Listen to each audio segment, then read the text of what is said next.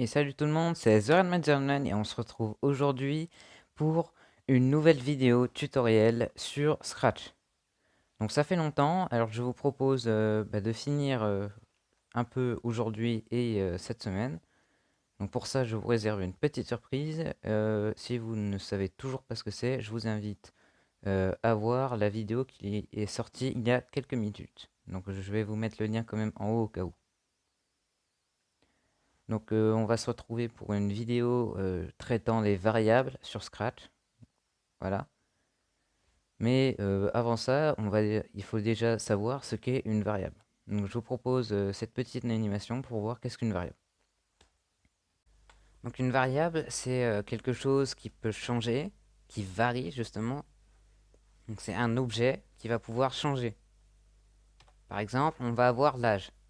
L'âge, on va le stocker dans une variable. Donc une variable, c'est comme une boîte, on va pouvoir le ranger. Donc là, on a par exemple 14 ans. On va mettre dans ce carton. Ensuite, ça va rester stocké dans le carton, dans la boîte. Donc la variable, elle va avoir pour valeur 14.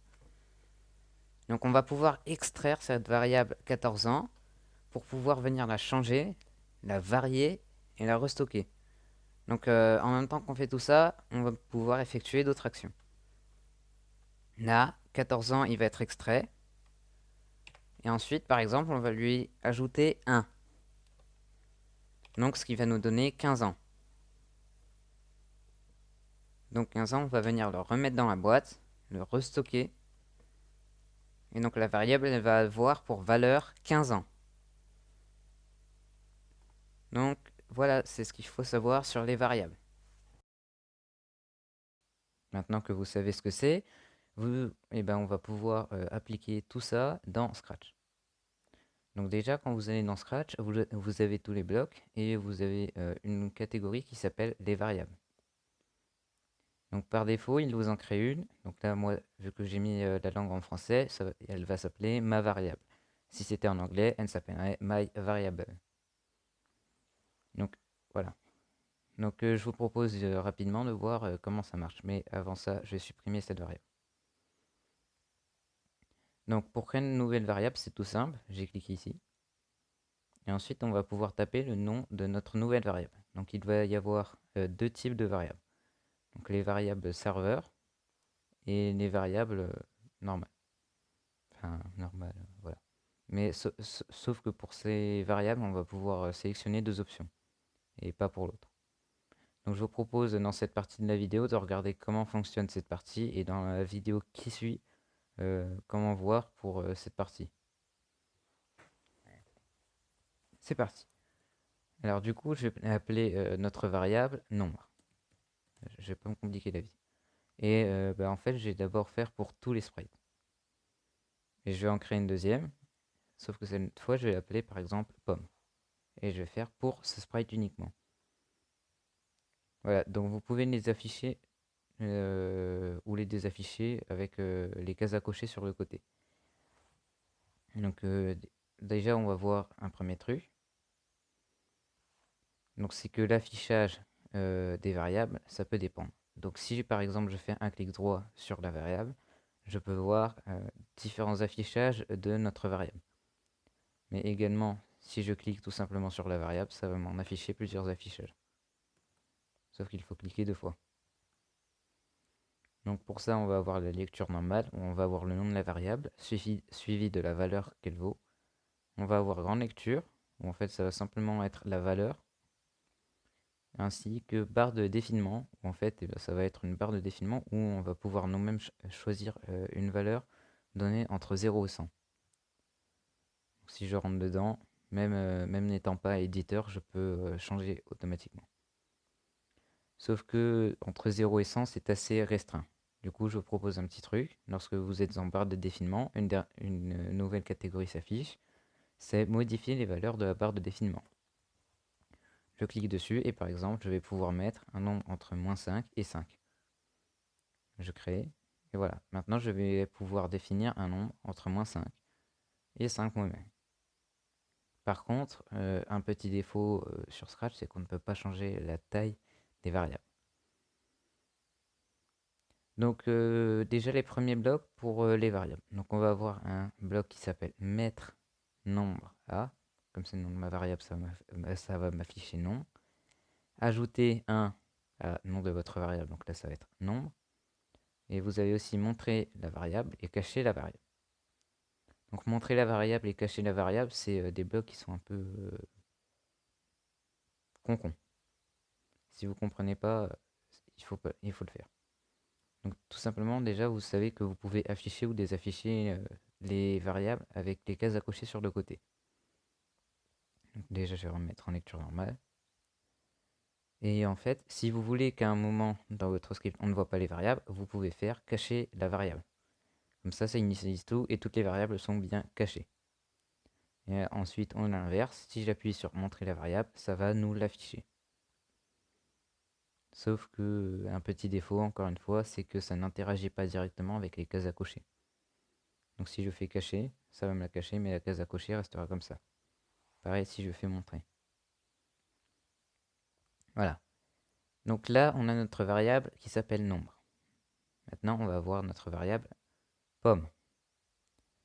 Cette fois, comme pomme est un attribut directement qui appartient à Scratch, comme j'ai fait pour ce sprite uniquement, en fait, cette variable ne va appartenir qu'à ce lutin et que ce lutin va pouvoir modifier les valeurs et les voir. Donc là, ça va être scratch de pomme. Maintenant, si par exemple je prends voilà, un ballon. Voilà. Donc le ballon, il va pouvoir voir la variable nombre, mais il ne va pas pouvoir voir la variable pomme. Il ne va donc pas non plus pouvoir la modifier. Néanmoins, il existe une astuce pour l'afficher. Vous allez là, vous allez dans numéro de l'arrière-plan de la scène, vous choisissez Scratch car c'est notre lutin.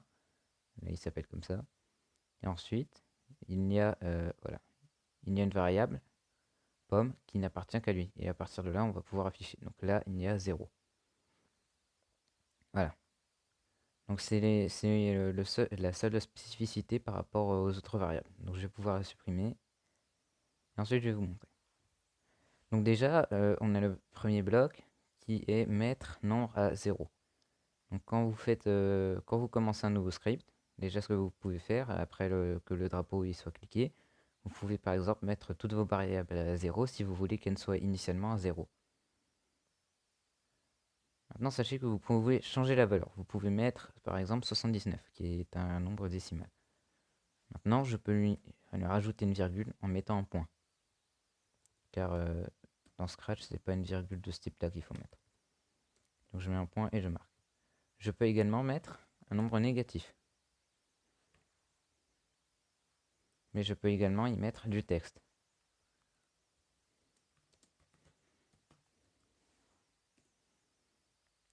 Et voilà ce que je vais faire. Ensuite, je vais afficher à chaque fois qu'on change, je vais afficher ce que contient la variable. Donc pour ça, rien de plus simple. Vous faites dire, vous mettez le bloc de votre variable à l'intérieur et voilà. Et donc si vous cliquez sur le bloc, quand vous avez plusieurs variables, ça va vous afficher le nom des autres variables. En dessous de dupliquer, ajouter un commentaire et supprimer le bloc. Et là aussi, ça va nous afficher les autres variables, mais vu qu'il n'y en a qu'une, on ne peut pas afficher le reste. Vous voyez ici, il nous a bien mis nombre à texte de variable, et ici, il nous dit bien texte de variable. Maintenant, si je mets moins 48.2, voilà. Ensuite, on va même pouvoir faire du coup des opérations directement avec ces variables, et c'est là que ça va être pratique.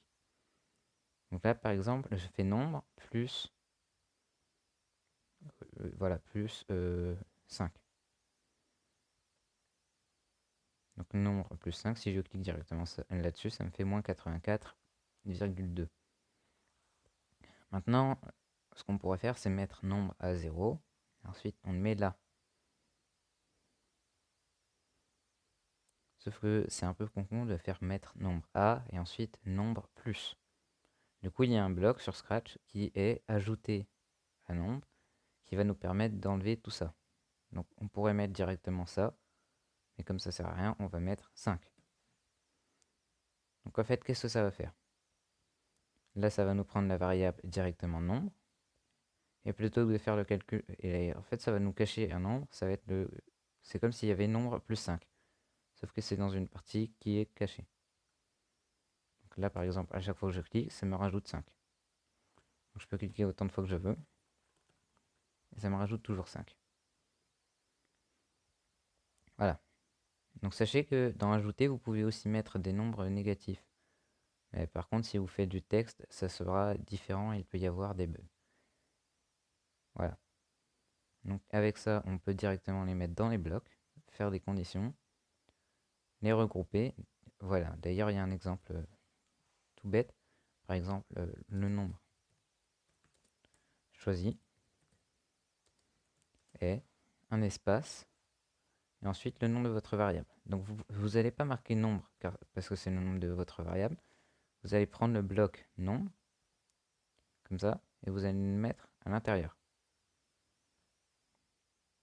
Ensuite, eh ben, vous pouvez par exemple dire ça. Donc voilà. Le nombre choisi est moins 89,2.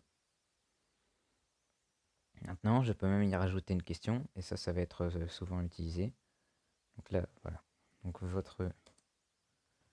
Oui, non, je vais garder ça.